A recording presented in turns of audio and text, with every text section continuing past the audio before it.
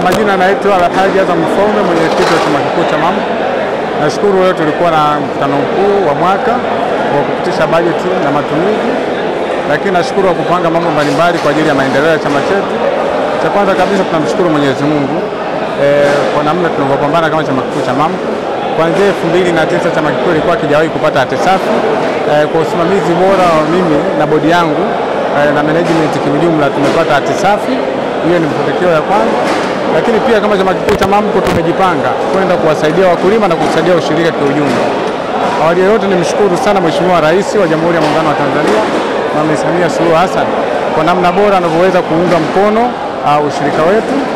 Kama mnavyofahamu ametoa bilioni 5 kwa ajili ya kuiunga benki ya ile ya ushirika, lakini kama chama kikuu cha MAMCO tumejipanga sasa kwenda kuwasaidia wenzetu wale ambao wana changamoto za magala AMCOS ndogo ndogo, tutaziunga mkono ili na wao pia yajengwe magala yao kwa haraka.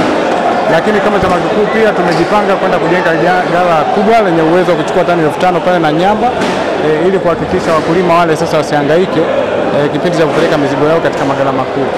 Lakini pia tumejipanga kununua malori 10. Tunafanya hivi kwa sababu ya kusaidia kwa kipindi kile ambacho kutakuwa na adha ya usafirishaji. Kama mnavyoona mwaka jana tumepata shida sana katika mambo ya transport. Sisi kama chama kikuu cha MAMCO tumejipanga. Hali kadhalika kwenye upande wa Nanyumbu pia tumeweka mkakati wa kujenga ofisi ya kisasa kubwa yenye gharama kama milioni 420. Hali kadhalika Masasi tunaenda kujenga viwanda viwili, kiwanda cha vifungashio na kusafisha ufuta ili kuyapa thamani mazao yetu. Lakini kiwanda cha vifungashio kitaenda kuleta manufaa kwa wakulima wote wa Tanzania, hususan wa mkoa wa Mtwara, lakini pia wakulima wa maeneo mengine ambao wanalima maharage, mbazi, karanga, njugu, ufuta na kadhalika. Maana vifungashio vile vyote atakuja kununua kwetu. Tunafanya hivi kwa sababu ya kuongeza hata mtaji katika chama chetu, lakini pia tutatoa ajira kwa watoto wetu hao ambao ni wanaushirika ambao wanasoma huko, watapata ajira kwenye kiwanda kile. Lakini kimsingi pia tuwashukuru sana. Mkutano wetu umepita salama. Lakini chama kikuu tumefanya kitu kikubwa ambacho tumekiona walau kwa uchache tukiunge mkono halmashauri zetu tatu hizi ama wilaya zetu tatu, Nanyumbu, wilaya Nanyumbu, Masasi pamoja na Mtwara. Tumewapa mahindi tani 10, yani jumla tani 30. Tumefanya hivi kwa sababu na sisi tunataka wale watoto ambao wanakaa mashuleni nao basi wapate uji.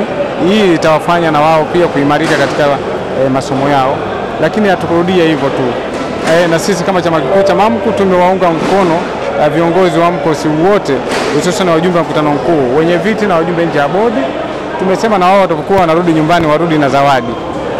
Kila mjumbe amerudi na mfuko wa kilo 25 kama zawadi kwa watoto huko nyumbani, na wao wajue faida na manufaa ya kujiunga na ushirika. Hali ya uzalishaji wa ufuta msimu uliopita na mipango nafikiri kwa upande wa zao la ufuta msimu wa 2024-2025 tumeongeza uzalishaji wa tani 27,000 sawa na kilo milioni 27. Kwenye upande wa zao la mbaazi pia tulikuwa na tani 23,000 na kwenye upande wa korosho tulikuwa na kilo milioni 118. Kwa hiyo maximum kwa uzalishaji kwa maana wa mbaazi, ufuta na korosho tumeongeza kiwango cha uzalishaji kufikia kilo milioni 170 zenye thamani ya bilioni 500. Kwa hiyo utaona namna gani ongezeko la uzalishaji unakuwa ni mkubwa, na fedha hizi zote zimeshaenda kwa wakulima.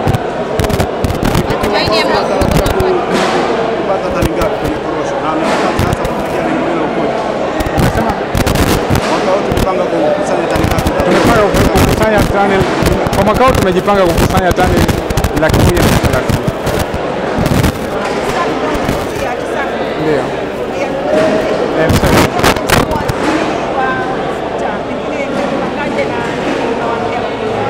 Mimi nafikiri wakulima wakae mkao wa kula. Tumejipanga vizuri, zile changamoto ambazo zilijitokeza tumekaa vizuri, tumefanya tathmini ya ndani sisi na wenzetu wa mabenki na vyama vya msingi kuhakikisha tunajipanga sawasawa katika kuendea malipo ya wakulima. Tumetuomba wakulima na wao wazingatie ubora wa mazao ili tunafaidika na bei nzuri.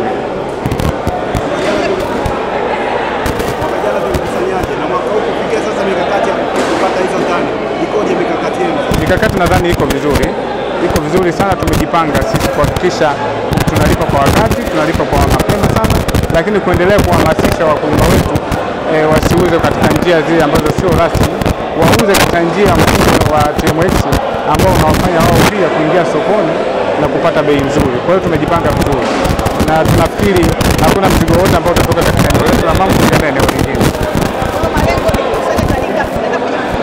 Kwenye ufuta nafikiri malengo ni kukusanya zaidi ya tani 40,000, lakini tukipata tani 35,000 kwa sababu ya changamoto na hali ya hewa, lakini nadhani tunaweza tukafika hiyo.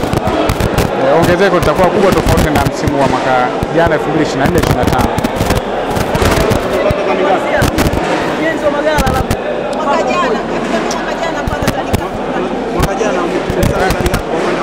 Kwa upande wa korosho mwaka jana tulikusanya kilo 118,000, kilo milioni 118,000. Kwenye ufuta tulikusanya kilo 27,000 na kwenye mbaazi tulikusanya kilo 23,000. Lakini pia kwenye ujenzi wa magala tumejipanga sawa sawa, kama tulivyozungumza, tunaenda kujenga magala kwa sababu ya kupunguza adha, lakini haitaathiri. Kama mzigo utakuwa mkubwa, wakulima wale wa maeneo ya Nanyamba wasiwe na wasiwasi.